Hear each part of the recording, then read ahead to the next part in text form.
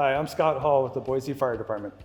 And I'm Steve Lee with the U.S. Coast Guard Auxiliary. As more and more people are recreating on the water, we'd like to take this time to remind everyone of the importance of wearing life jackets. We want you to have fun out there, but we also want you to be safe. In the most recent statistics of drownings that occurred while boating, 85% of those drowning victims were not wearing life jackets. We think that underscores just how many people could have been saved if they were wearing a life jacket. In Idaho, all recreational vessels must have a Coast Guard approved life jacket available for each person on board. It's important to note the definition of a vessel includes most watercraft capable of being used as a means of transportation on the water, including stand-up paddleboards, kayaks, canoes, inflatable rafts, fly fishing float tubes, and more. And children 14 and under must wear a life jacket while underway on a vessel 19 feet or less in length.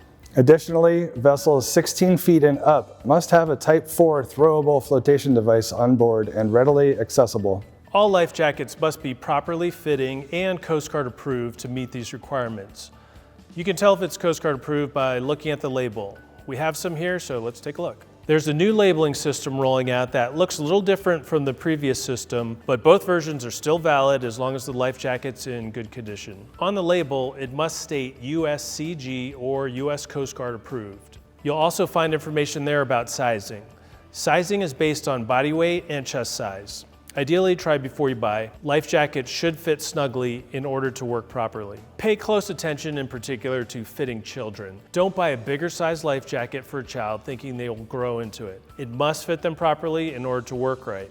It's properly fit when it does not rise above the child's ears when they're in the water. Most will offer some adjustability, so again, try them on first. There are also different types of life jackets that are designed for use in specific water activities, so you can find the one that best suits how you're recreating on the water. The labels will help guide you there, but here are some examples of Coast Guard approved life jackets that work well on many of our local inland waters. This commonly seen over-the-neck style life jacket is easy to fit and is available at life jacket loaner stations found throughout Idaho's waterway areas. Another common life jacket is the closed-sided style jacket, which is popular in ski boats and works great for water skiing and wakeboarding.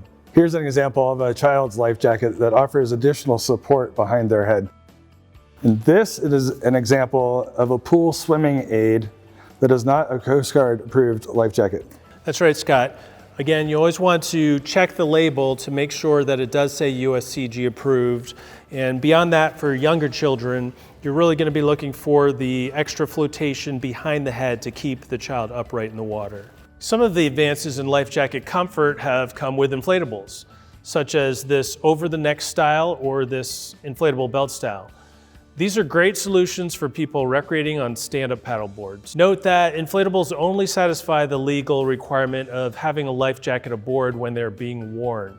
So you can't use these as standby life jackets, and they are not approved for certain activities such as water skiing, jet skiing, or whitewater paddling. And they are not for use for children under 16. Now, much like a seatbelt, a life jacket only truly works when worn, so we highly encourage everyone not just to have a life jacket aboard, but to also wear it. We hope that helps you with understanding the importance of having and wearing a life jacket while recreating on the water. We want you to have a fun time, but also a safe time enjoying our local waterways.